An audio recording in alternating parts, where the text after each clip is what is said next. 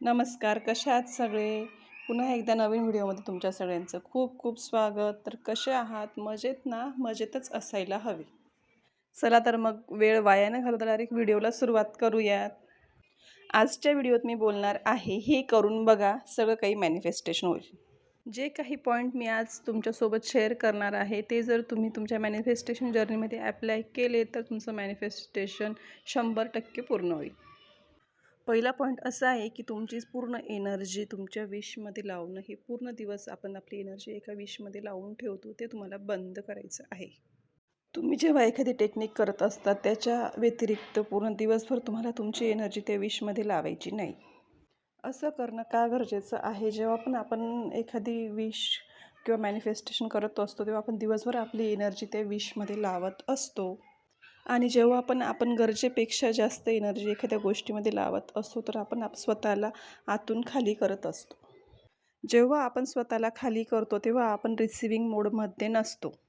त्यामुळे एनर्जीचं एक बॅलन्स असणं खूप गरजेचं आहे. नेक्स्ट पॉईंट, शक्य झाल्यास दिवसभर त्या गोष्टींबद्दल विचार करणं बंद केलं पाहिजे. तर हो, दिवसभराचा जो वेळ आहे त्या वेळेत तुम्ही स्वतःवर फोकस केलं पाहिजे, स्वतःच्या कामाबद्दल विचार केला पाहिजे. आणि रात्री तुमचे ज्या स्वप्न आहेत, तुमच्या ज्या गोष्टी आहेत त्यांना व्हिज्युअलाइज करा. रात्रीचा फायनल थॉट जर तुमचा हा असेल की तुम्ही जे मागताय ते तुमच्याकडे ऑलरेडी आहे, तेव्हा एक पॉवरफुल मेडिटेटिव्ह स्टेटमध्ये ट्रान्सफॉर्म होत असतं.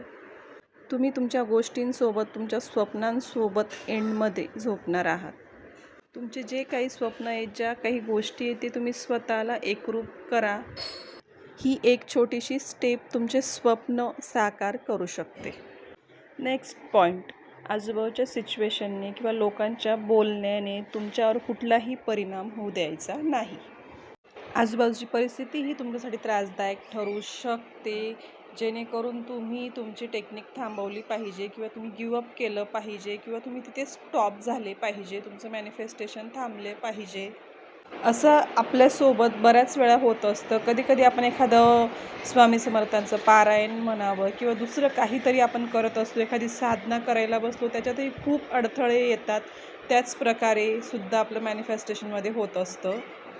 पण जेव्हा पण तुम्ही तुमच्या टेक्निकची सुरुवात कराल, तुम्ही मॅनिफेस्टेशन सुरुवात कराल, तेव्हा तुम्ही तुमचं माइंड सेट करून घ्यायचं आहे.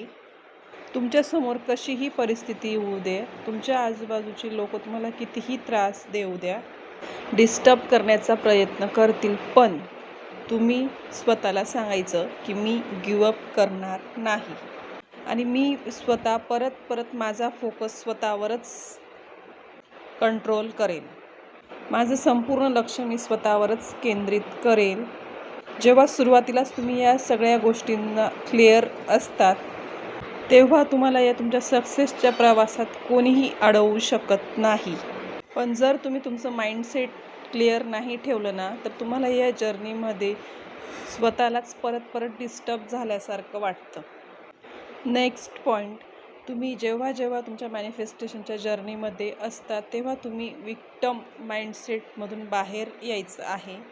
जेव्हा तुम्ही विक्टम माइंडसेटमधून बाहेर येता आणि विनर माइंडसेटच्या जर्नीची सुरुवात करतात, तुमच्या विशला मॅनिफेस्ट करायला सुरुवात करणार, तर तुमच्यामध्ये एक वेगळंच मोटिवेशन, वेगळीच एक पॉझिटिव्ह एनर्जी तयार होते. जेव्हा तुम्ही पॉझिटिव्ह एनर्जीने, पॉझिटिव्ह माइंडसेटने काम करायला घेतात, तेव्हा ते एकदम राईट डायरेक्शनने जात असतं आणि चांगल्याच गोष्टी मॅनिफेस्ट करायला मदत होत असते. तुमच्या आजूबाजूला कितीही निगेटिव्ह सिच्युएशन, निगेटिव्ह लोक असू देत, त्या गोष्टीचा तुमच्यावर काहीही अफेक्ट होत नाही. तुम्ही हा एक विचार करून मॅनिफेस्ट करा की ही एक गोष्ट मी कोणत्याही परिस्थितीत डिझर्व करते. ही गोष्ट माझीच आहे आणि ती मलाच मिळाली. या प्रकारच्या माइंडसेटने तुम्हाला तुमची टेक्निकची सुरुवात करायची आहे. आता हा शेवटचा पण महत्त्वाचा पॉईंट आहे, म्हणजे सेल्फ लव आणि ग्रॅटिट्यूडला अजिबात मिस करू नका. कारण ही गोष्ट तुम्हाला पॉवरफुल बनवत असते, तुम्हाला हाय व्हायब्रेशन्समध्ये ठेवते आणि तुम्हाला कायमच रिसिव्हिंग मोडमध्ये ठेवत असते.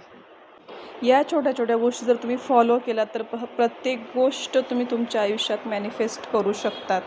म्हणून तुम्ही कायमच टेन्शन फ्री आणि पॉझिटिव्ह माइंडसेट ठेवा. सगळ्या गोष्टी आपोआप तुमच्याकडे खेचल्या जातील. तर आता भेटूया पुढच्या व्हिडिओमध्ये. तोपर्यंत बाय बाय. खुश राहा, मस्त राहा आणि प्रत्येक क्षणाचा आनंद घ्या.